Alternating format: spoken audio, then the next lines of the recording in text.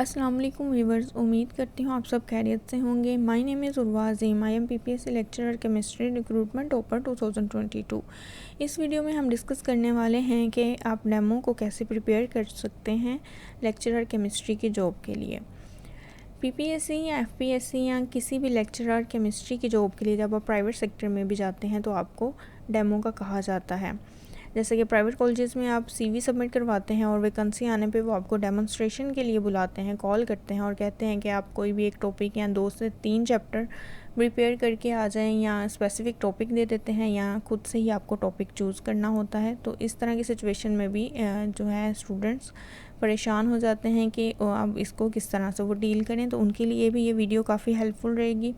इसके अलावा dress selection के बारे में जो है कुछ लोग परेशान हैं कि इंटरव्यू में किस तरह का ड्रेस वो वेयर करें तो वो ज़्यादा उनके लिए सूटेबल रहेगा।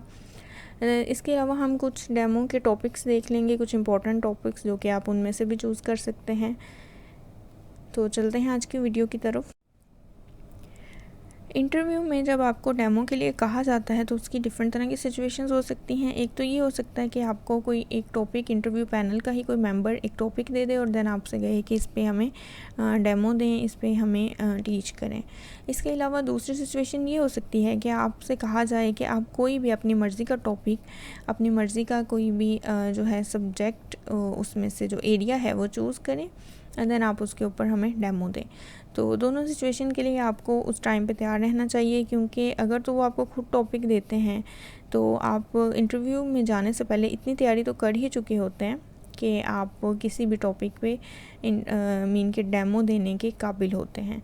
और वो जो टॉपिक वो देते हैं वो भी इतने कोई बहुत डिफ़िकल्ट नहीं होते, वो आपके एफएससी लेवल के ही मोस्टली होते हैं, या आपकी वही चीज़ें होती हैं जो कि आप बार बार तैयारी के दौरान पढ़ चुके होते हैं। इसके अलावा आप कुछ जो हैं टॉपिक्स उनके ऊपर डेमो तैयार करके भी चले जाएं, ताकि आपसे अगर वो खुद चूज़ करने को कह दें तो आप उनमें से भी कोई अच्छा सा टॉपिक जो है जो आपने ऑलरेडी प्रिपेयर किया हो तो उस पर आप डेमो दे सकें। डेमो का जो मकसद है वो यही है कि आप की अंडरस्टैंडिंग उन्होंने देखनी है कि आपकी किसी भी टॉपिक जो कि आपने चूज़ किया या उन्होंने आपको प्रोवाइड किया तो उसके बारे में आपकी अंडरस्टैंडिंग कितनी है, अपने सब्जेक्ट के बारे में अंडरस्टैंडिंग कितनी है, आपके कॉन्सेप्ट्स कितने क्लियर हैं और आप उन कॉन्सेप्ट्स को, उस नॉलेज को आगे किस हद तक कन्वे कर पाते हैं। क्योंकि कुछ टीचर्स आपने भी देखे होंगे कि कुछ टीचर्स बहुत अच्छा एक्सप्लेन करते थे, जबकि कुछ टीचर्स जो थे उनके पास नॉलेज बहुत ज़्यादा होता था और अपने दौर के वो बहुत ब्रिलियंट स्टूडेंट रह चुके होते थे, लेकिन उनसे नॉलेज जो है वो कन्वे नहीं हो पाता था। तो यही चीज़ आपकी जज करने के लिए आपसे डेमो लिया जाता है। तो इस मकसद को आप देखते हुए, इस पर्पज़ को देखते हुए इसमें अपना बेस्ट देने की कोशिश करें। तो कुछ टिप्स हैं आपके लिए। जो भी टॉपिक आप प्रिपेयर करेंगे डेमो के लिए उसको हर डायमेंशन में कवर करें। मीन कि आप उसमें देखें छोटे छोटे से जो भी उसके रेलेवेंट क्वेश्चंस बनते हैं, ऐसा है तो क्यों है, अगर कोई थ्योरी है तो वो क्यों प्रेजेंट की गई, उससे पहले कौन कौन सी थ्योरीज थी और उनकी क्या लिमिट्स थी, ये थ्योरी क्या चीज़ ऐड कर रही है और ये जो हम थ्योरी जिसको हम डिस्कस कर रहे हैं इसकी क्या लिमिटेशंस हैं। इस तरह हर डायमेंशन से उसको चीज़ को हमने स्टडी करना है। देन आप उसके रेलिवेंट क्वेश्चंस प्रिपेयर करके जाएं, ताकि अगर आपसे डेमो के दौरान कोई कहीं आपको रोक के कोई क्वेश्चन कर लिया जाता है, कोई भी लॉजिक पूछ लिया जाता है तो आप उसका भी आंसर करने के काबिल हों। और कॉन्फिडेंट रहें डेमो के दौरान, बिल्कुल भी आपने कांपना नहीं है और ये नहीं सोचना कि हर कोई मेरी तरफ देख रहा है तो मतलब अजीब सी सिचुएशन हो जाती है। अपने आप में कॉन्फिडेंस पैदा करें और वहाँ पे प्रेजेंट कर दें, बिल्कुल अपना बेस्ट देने की कोशिश करें। और इस दौरान डेमो देते वक्त इधर उधर देखने की बजाय आप इंटरव्यू पैनल की तरफ देखें। मीन कि इक्वली आप सबकी तरफ देखें, सबसे आई कांटेक्ट बना के रखें। डेमो में एक तो आपकी बोलने की स्किल्स, आपके कॉन्सेप्ट्स को कन्वे करने की स्किल्स तो देखी जाती हैं, इसके साथ साथ आप बोर्ड को कैसे यूज़ करते हैं, वाइट बोर्ड को आप किस तरह से यूज़ करते हैं वो भी देखा जाता है। तो इसके लिए आप कोई प्रैक्टिस भी कर सकते हैं इस इंटरव्यू से पहले या आप उसमें ये होता है कि आप वाइट बोर्ड का यूज़ कितने अच्छे से करते हैं, कि आप जो भी लिखें आप स्ट्रेट लाइन में लिखें, और हर चीज़ जो आप वर्ड बोल रहे हैं हर वर्ड वाइट बोर्ड पे लिखना ज़रूरी नहीं होता, बल्कि वाइट बोर्ड पे सिर्फ कुछ जो की पॉइंट्स हैं वो लिखे जाते हैं। जैसे आपने अगर डेफिनेशन लिखी है तो डेफिनेशन को भी आप उसके जो मेन की पॉइंट्स हैं वो आप वहाँ पे लिख दें, और रिएक्शन लिखा है रिएक्शन को आप बहुत अच्छे से लिखें, स्ट्रेट लाइन में करें। अगर कोई स्ट्रक्चर ड्रॉ कर रहे हैं, क्योंकि केमिस्ट्री में स्ट्रक्चर्स भी होते हैं, तो उनको आप अच्छे से ड्रॉ करें, उनमें कोई भी मिस्टेक का चांस ना हो। तो ये जो स्किल्स हैं इनको भी जो फ्रेश कैंडिडेट्स होते हैं उनको इस पर थोड़ी सी प्रैक्टिस कर लेनी चाहिए। जो ऑलरेडी टीच कर रहे हैं उनकी तो ये चीज़ें वक्त के साथ इम्प्रूव हो चुकी होती हैं, तो ये चीज़ें भी इम्पॉर्टेंट हैं। नेक्स्ट हम डेमो के टॉपिक्स को देख लेते हैं। ये कुछ सजेशंस हैं जो कि मेरी तरफ से हैं।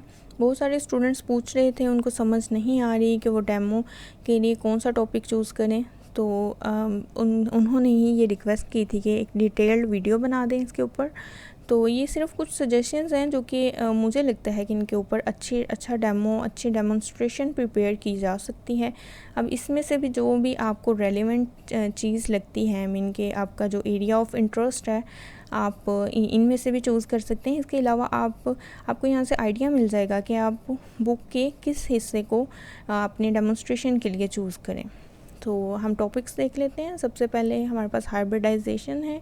हाइब्रिडाइजेशन एक कॉन्सेप्ट है जो कि हमारे पास डिफरेंट तरह की चीज़ों को एक्सप्लेन करता है, कार्बन की टेट्रावेलेंसी को एक्सप्लेन करता है। मीन कि जब हमने हाइब्रिडाइजेशन को प्रिपेयर करना है तो अब हमने इन चीज़ों को देखना है कि ये हमारे पास किन किन चीज़ों को एक्सप्लेन करता है, जो प्रीवियस थ्योरीज़ हैं, प्रीवियस वेस्पर है, वीबीटी है या लेविस कॉन्सेप्ट है, वो इन चीज़ों को एक्सप्लेन नहीं कर पाया, तो हमें इस कॉन्सेप्ट की ज़रूरत पड़ी। और इसमें भी कॉन्सेप्ट क्या है कि एटॉमिक ऑर्बिटल्स मिलके हाइब्रिड ऑर्बिटल्स बनाते हैं, और इस दौरान में ऐसी क्या चेंजिंग आती है कि हाइब्रिड ऑर्बिटल्स की शेप एनर्जी सेम होती है, और जो एनर्जी है हाइब्रिडाइजेशन के लिए वो कहाँ से आती है। इस तरह के छोटे छोटे जितने भी इसके क्वेश्चंस बनते हैं वो आपने साथ साथ ही प्रिपेयर करने हैं। देन हाइब्रिडाइजेशन की टाइप्स होती हैं sp3, sp2, sp। ये 3 टाइप्स जो हैं ये तो FSC लेवल के हैं। इसके अलावा आपको dsp2, dsp3, d2 sp2, sp3, sp3, d2 और जितनी भी इस तरह की टाइप्स हैं उनकी भी अच्छे से अंडरस्टैंडिंग होनी चाहिए, ताकि अगर आप इस टॉपिक को स्टार्ट करते हैं, या वो भी मोस्टली इंटरव्यूज़ में ये देखा गया है कि उन्होंने ये वाला टॉपिक भी स्टूडेंट्स को दिया है खुद से, तो आप ताकि इसके सारे जो रेलिवेंट क्वेश्चंस हैं उनके आंसर्स भी प्रिपेयर करके जाएं। नेक्स्ट फ्रीडल क्राफ्ट रिएक्शन है। अगर तो आप ऑर्गेनिक केमिस्ट्री आपकी स्पेशलाइजेशन है तो देन आप कोई भी इस तरह का कोई भी नेम्ड रिएक्शन, ये सिर्फ आपके लिए एक एग्जांपल है, तो आप इस तरह का कोई भी एक नेम्ड रिएक्शन प्रिपेयर कर सकते हैं। फ्रीडल क्राफ्ट रिएक्शन में अल्काइलेशन एसाइलेशन दोनों आते हैं, और इसको फिर सिर्फ आपने FSC लेवल तक प्रिपेयर नहीं करना, बल्कि इसका आप MSc मीन के BS ऑनर्स में से भी इसका देखेंगे। इसमें हम अल्काइलेशन के लिए और कौन कौन सी चीज़ें यूज़ कर सकते हैं, कौन कौन से रीजेंट्स यूज़ कर सकते हैं। इसमें फिर रीअरेंजमेंट का थोड़ा सा कॉन्सेप्ट भी आएगा, जो केटाइंस कार्ब केटाइंस की रीअरेंजमेंट पॉसिबल होती है। और देन एसाइलेशन के लिए हम एसिटिक एनहाइड्राइड यूज़ कर सकते हैं, या एसाइल क्लोराइड यूज़ कर सकते हैं, या इस तरह की इसको फिर डिटेल में अपना टॉपिक को आपने सेलेक्ट करके तो प्रिपेयर करना है। इसके अलावा आपके पास अल्डोल कंडेंसेशन का रिएक्शन आता है। अल्डोल कंडेंसेशन को भी जब आपने प्रिपेयर करना है, इसको अच्छे से आपने इसका मैकेनिज़्म और इसकी सब चीज़ों को प्रिपेयर करना है कि अल्डोल में आगे डिफरेंट तरह की टाइप्स हैं। मीन के जो कंडेंसेशन है उसमें डिफरेंट तरह की टाइप्स होती हैं, सेल्फ होती हैं, क्रॉस होती हैं, या इसका जितना भी होता है वो आप अच्छे से फिर देख के जाइएगा अगर आप इस टॉपिक को टच करने वाले हैं डेमो के लिए। नेक्स्ट कैनिज़ारोस रिएक्शन है। ये भी कैनिज़ारोस रिएक्शन हम क्यों परफॉर्म करते हैं, जो रीजेंट्स जो हैं, जो रिएक्टेंट्स कैनिज़ारो रिएक्शन देते हैं वो अल्डोल क्यों नहीं देते, या इस तरह के छोटे छोटे से काफ़ी सारे क्वेश्चंस बनते हैं, वो सारे भी आपने प्रिपेयर करने हैं अगर आप ये वाला टॉपिक प्रिपेयर करने वाले हैं। इसके बाद क्वांटम नंबर है, इसको हम नेक्स्ट डिस्कस कर लेते हैं। आगे मैंने 1-2 टॉपिक्स का आपके साथ शेयर करना है कि आप उसको डिटेल में किस तरह से कर सकते हैं, उनमें एक क्वांटम नंबर्स भी है। इसके अलावा आप एटॉमिक स्ट्रक्चर का पूरा चैप्टर आप तैयार कर सकते हैं। एटॉमिक स्ट्रक्चर में फिर जितनी भी थ्योरीज आएंगी, आपके पास रदरफोर्ड का कॉन्सेप्ट है, इससे पहले जो है discovery of electron, discovery of proton कैसे हुआ, उनकी प्रॉपर्टीज़, देन आपके पास न्यूट्रॉन की डिस्कवरी होती है, नेक्स्ट आपके पास न्यूक्लियस की डिस्कवरी होती है जिसमें रदरफोर्ड का कॉन्सेप्ट आता है और रदरफोर्ड की लिमिटेशंस क्या थी। देन बोहर का कॉन्सेप्ट है, उसके साथ ही आपको सोमरफेल्ड ने जो मॉडिफिकेशंस की थी वो भी पता होना चाहिए। बोहर ने किस तरह से एटॉमिक रेडियस को फाइंड किया। देन आपको ओरिजिन ऑफ हाइड्रोजन स्पेक्ट्रम पता होना चाहिए। हाइड्रोजन स्पेक्ट्रम 5 हमारे पास सीरीज़ आती हैं, उनके बारे में पता होना चाहिए और उनका ओरिजिन भी पता होना चाहिए। देन बोहर की लिमिटेशंस और नेक्स्ट जो है क्वांटम जो अप्रोच है, क्वांटम थ्योरी है जो कि एटॉमिक स्ट्रक्चर को एक्सप्लेन करती है। हाइजेनबर्ग प्रिंसिपल आता है और इस तरह के इसमें फिर आपको पूरा चैप्टर ही प्रिपेयर करना पड़ेगा और ये इंटरव्यू के हवाले से वैसे भी एक इम्पॉर्टेंट टॉपिक है। इसके अलावा अगर आप ऑर्गेनिक के हैं तो आपके पास रेजोनेंस इफेक्ट आ सकता है। रेजोनेंस इफेक्ट या इंडक्टिव इफेक्ट, इसको आप सिंपल इसकी डेफिनेशन और इसका वो देखें कि इसमें क्या क्या चीज़ें इन्वॉल्व होती हैं, देन इसकी एप्लीकेशन आएंगी। और इन चीज़ों को हमने प्रीवियस जो हैं अपने क्वेश्चंस में भी डिस्कस किया हुआ है। अगर आपने वो वीडियो नहीं देखी तो इसके लिए आप प्रीवियस जो क्वेश्चंस हमने डिस्कस किए हैं तो वहाँ से जाके चेक कर सकते हैं। इसके अलावा आप आयोनाइजेशन एनर्जी के बारे में प्रिपेयर कर सकते हैं, इसका ट्रेंड, इसके डेफिनेशंस, देन इसका जो है आप first ionization energy, second and third और उनका जो डिफरेंस है वो क्यों है और कितना है। देन आप इसकी जो है एप्लीकेशन देख सकती हैं कि आयोनाइजेशन एनर्जी हमें किस किस चीज़ के बारे में इंफॉर्मेशन देती है। इसके अलावा आप आयोनाइजेशन एनर्जी के अलावा इलेक्ट्रॉन एफिनिटी को देख सकते हैं, इसके अलावा इलेक्ट्रोनेगेटिविटी को देख सकते हैं। देन आप अगर तो इनऑर्गेनिक के हैं तो आप कोई भी थ्योरी कर सकते हैं, जैसे वेस्पर थ्योरी है आपके पास, वीबीटी थ्योरी है, एमओटी थ्योरी है, सीएफटी थ्योरी है ट्रांजिशन मेटल्स के हवाले से, बहुत इंपॉर्टेंट है। इसके अलावा अगर आप फिज़िकल केमिस्ट्री की स्पेशलाइजेशन से हैं तो आप कॉमन आयन इफेक्ट को कर सकते हैं। इसके अलावा आप बफर सॉल्यूशन के बारे में प्रिपेयर कर सकते हैं, या इसके अलावा फ़िज़िकल केमिस्ट्री के किसी भी लॉ जैसे थर्मोडायनेमिक्स के लॉज हैं, first law, second law, third law, या जो भी आपका एरिया ऑफ इंटरेस्ट है आप उसमें से कोई भी टॉपिक उठाएं और उसको अच्छे से प्रिपेयर कर लें। डेमो इसके अलावा और कुछ भी नहीं है। जैसे आपको कॉलेज में, यूनिवर्सिटी में टीच किया जाता था एक टॉपिक पे, उसी तरह आपने उनको सिर्फ टीच करके दिखा देना है, अपनी एबिलिटी दिखानी है कि हाँ आप अच्छा टीच कर सकते हैं, आप स्टूडेंट्स के क्वेश्चंस को डील कर सकते हैं, आपका नॉलेज इस लेवल का है कि आप उनको डील कर सकते हैं। तो इसके लिए आप पहले प्रिपेयर होके जाएं तो आपके लिए बहुत अच्छा होगा। नेक्स्ट हम डिटेल में डिस्कस कर लेते हैं हाइब्रिडाइजेशन को। वैसे इसको हम देख भी चुके हैं, इसकी आपने डेफिनेशन करनी है, देन आपने एक्सप्लेन करना है कि ये क्यों होती है, मीन के इस कॉन्सेप्ट की ज़रूरत क्यों पेश आई। उसमें हमने देखा था कि कार्बन की जो टेट्रावेलेंसी है उसको हमें एक्सप्लेन करने के लिए कोई इस तरह की थ्योरी की ज़रूरत थी, क्योंकि जो प्रीवियस थ्योरीज थी वो इसको एक्सप्लेन नहीं कर पा रही थी।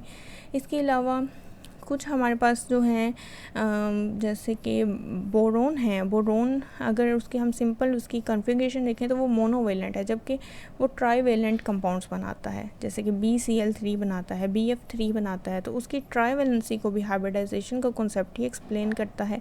एलुमिनियम की ट्राईवेलेंसी को हाइब्रिडाइजेशन का कॉन्सेप्ट एक्सप्लेन करता है। इसके अलावा मज़ीद आप इसकी एप्लीकेशंस देख लीजिएगा। वाटर का जो बॉन्ड एंगल है वो हाइब्रिडाइजेशन एक्सप्लेन करता है और इस तरह की काफ़ी सारी इसकी एप्लीकेशंस हैं, कुछ 4 से 5 आप प्रिपेयर कर लें। देन हाउ हाइब्रिडाइजेशन अगर हाइब्रिडाइजेशन होती कैसे है कि एटॉमिक ऑर्बिटल्स होते हैं जो कि different in energy, different in shape होते हैं, और देन उनमें एक्साइटेशन होती है, जो भी इलेक्ट्रॉन एक्साइट होता है, और नेक्स्ट जो है वो मिक्सअप होके हाइब्रिड ऑर्बिटल्स में कन्वर्ट हो जाते हैं।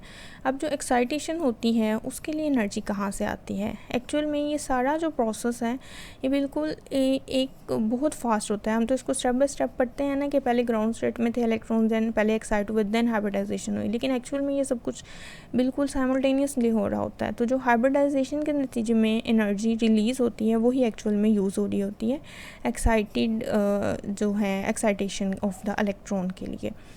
तो ये वाला क्वेश्चन बहुत इंपॉर्टेंट है इसमें।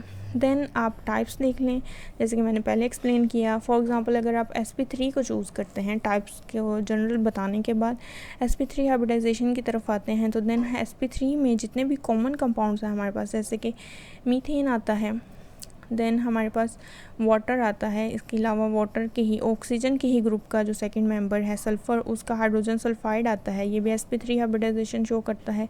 तो इनमें जो बॉन्ड एंगल्स हैं, बॉन्ड एंगल्स का डिफरेंस आ रहा है, इनकी ज्योमेट्री क्या है, इनकी शेप क्या है, शेप और ज्योमेट्री में भी आपको डिफरेंस पता होना चाहिए। देन आपको अमोनिया, PH3, NCl3, PCl3, इन सब की भी जो हाइब्रिडाइजेशन है वो sp3 होती है। तो इसके लिए भी मीन कि आपने इन सब का electronic configuration, then hybrid orbitals draw करके, देन इनका स्ट्रक्चर और इनका जो बॉन्ड एंगल है, ज्योमेट्री है, ये सब कुछ आपको पता होना चाहिए। तो आपने रेलिवेंट क्वेश्चंस ज़रूर प्रिपेयर करने हैं जो भी हाइब्रिडाइजेशन के बनते हैं। रेलिवेंट क्वेश्चंस प्रिपेयर करने के लिए आप बुक की जो है एक्सरसाइज में भी चेक कर सकते हैं कि किस किस तरह के कॉन्सेप्ट्स पूछे गए हैं। इसके अलावा आप जो बुक मैंने रिकमेंड की थी टेस्ट योर केमिस्ट्री, उसमें भी इस टॉपिक को देख सकते हैं कि इसके कौन कौन से रेलिवेंट क्वेश्चंस बनते हैं। नेक्स्ट, आप अगर तो sp3 को एक्सप्लेन कर रहे हैं तो ये यहाँ पर एक एग्जांपल दिखाई गई है। यहाँ पे हमारे पास मीथेन था, मीथेन में एक्सप्लेन कर रहे हैं। कार्बन की इन्होंने इलेक्ट्रॉनिक कन्फिग्रेशन नहीं लिखी, आप पहले इलेक्ट्रॉनिक कन्फिग्रेशन लिखेंगे ग्राउंड स्टेट में, देन एक्साइटेड स्टेट में, और देन उसकी जो हाइब्रिड स्टेट है वो लिखेंगे। नेक्स्ट, आप इस तरह से इसकी जो है शेप ड्रॉ कर सकते हैं, टेट्राहेड्रल, और ओवरलैपिंग सारी दिखा सकते हैं कि यहाँ पे sp3s ओवरलैप हो रहा है और कहाँ पे कौन कौन सा ओवरलैप हो रहा है और कौन सा बॉन्ड बन रहा है, पाई बन रहा है या सिग्मा बन रहा है, और देन बॉन्ड एंगल क्या बन रहा है और इनकी ज्योमेट्री क्या बन रही है। नेक्स्ट, सेकंड नंबर पे जो हम डेमो का जो एक टॉपिक है उसको एक्सप्लेन करने वाले हैं वो क्वांटम नंबर है। ये भी एक बहुत अच्छा टॉपिक है। इसको मैंने चूज़ किया था जब मैंने एक प्राइवेट कॉलेज में डेमोन्स्ट्रेशन के लिए मैं गई थी, और ये बहुत अच्छा टॉपिक रहा था, बड़ा कॉम्प्रिहेंसिव सा टॉपिक था, और इसको अच्छे से आप प्रिपेयर करके जा सकते हैं। इसको भी आप चूज़ कर सकते हैं। क्वांटम नंबर जो हैं ये एक्चुअल में वो नंबर्स हैं जो कि हमारे पास श्रोडिंगर वेव इक्वेशन के सॉल्यूशन के बाद आते हैं। जब हम उसको सॉल्व करते हैं तो हमारे पास ये नंबर्स आते हैं, और ये जो नंबर्स हैं ये एक्चुअल में हैं क्या, जो कि हमें इलेक्ट्रॉन का कंप्लीट एड्रेस बताते हैं कि एटम के अंदर इलेक्ट्रॉन कहाँ पड़ा है। जैसे अगर हम किसी पर्सन का हम एड्रेस देखना चाहें तो हम देखेंगे किस कंट्री में है, देन हम देखेंगे उस कंट्री की किस सिटी में है, देन हम देखेंगे उस सिटी की किस कॉलोनी में है, और देन कॉलोनी में हम उसका हाउस नंबर देख लेंगे।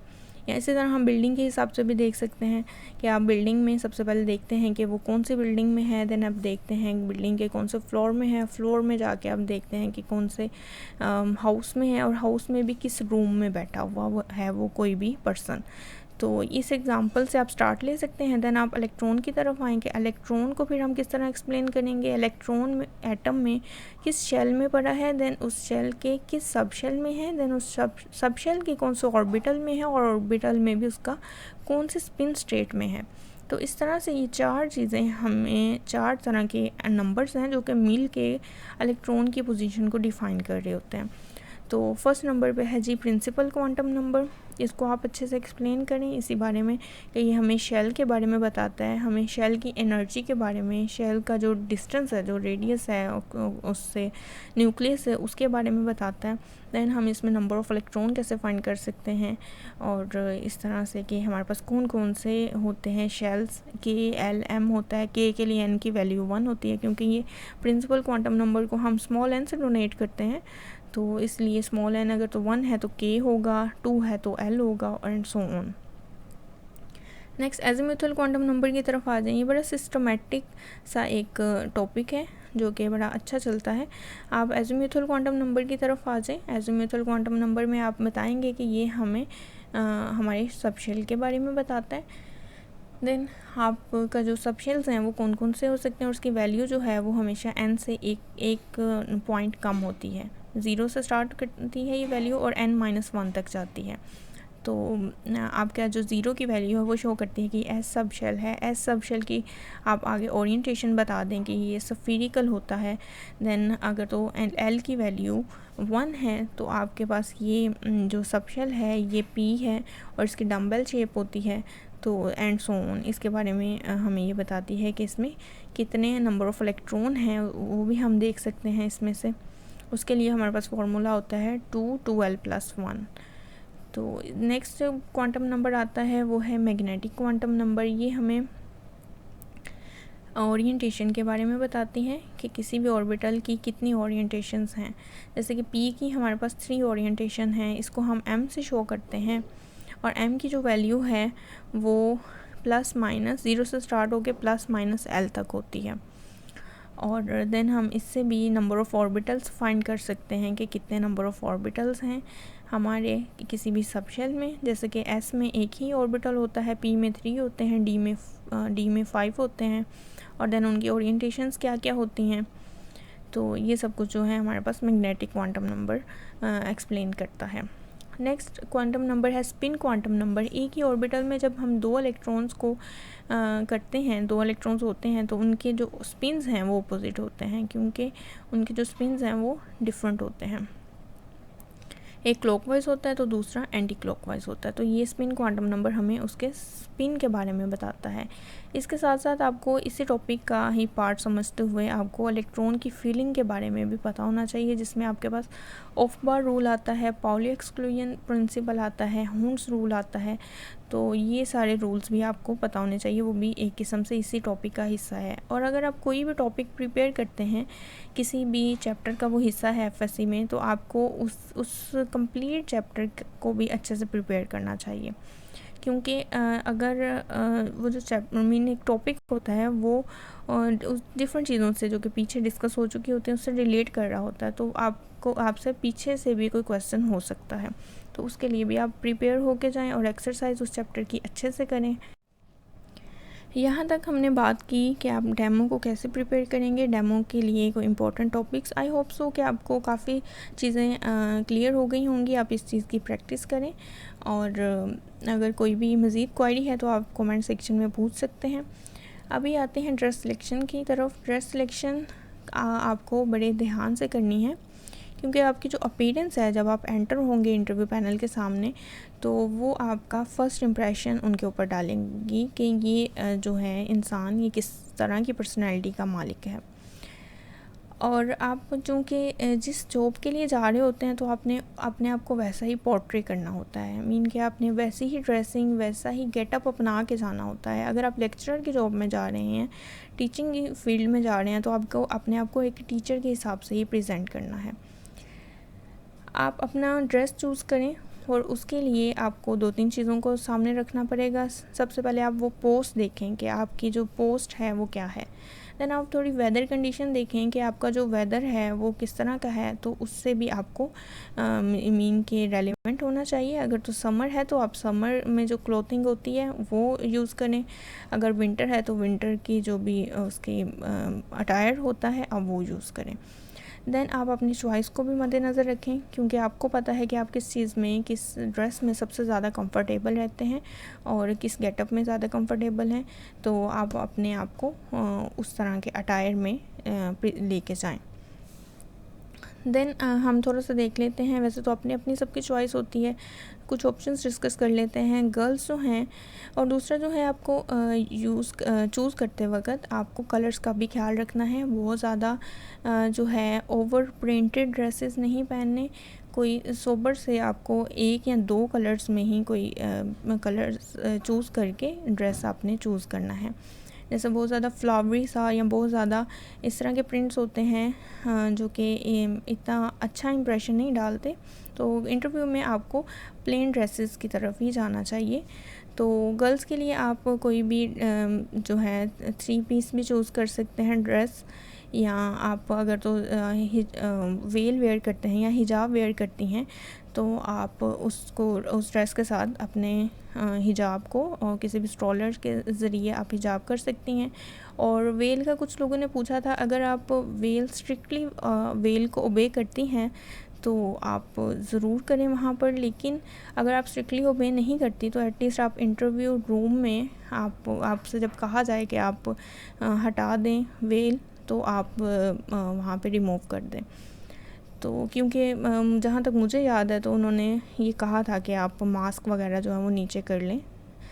तो इस सिचुएशन में। और दूसरा आपकी ड्रेस भी डिसेंट होना चाहिए, और साथ में आपने जो भी शूज़ वगैरह वेयर करने हैं तो वो बहुत ज़्यादा फैंसी नहीं होने चाहिए, और इस तरह के नहीं होने चाहिए कि आपके चलने से उससे आवाज़ पैदा हो। बड़ी एक डिसेंट सी लुक आनी चाहिए। और जो ज्वेलरी भी नॉर्मल से आप वेयर कर सकते हैं। आप कोई वॉच पहन लें, ब्रेसलेट वगैरह कुछ भी इस तरह की चीज़ आप यूज़ कर सकती हैं, लेकिन नॉर्मल सी कि आपने एक अच्छे वे में वहाँ पर जाना है। देन बॉयज़ के लिए आप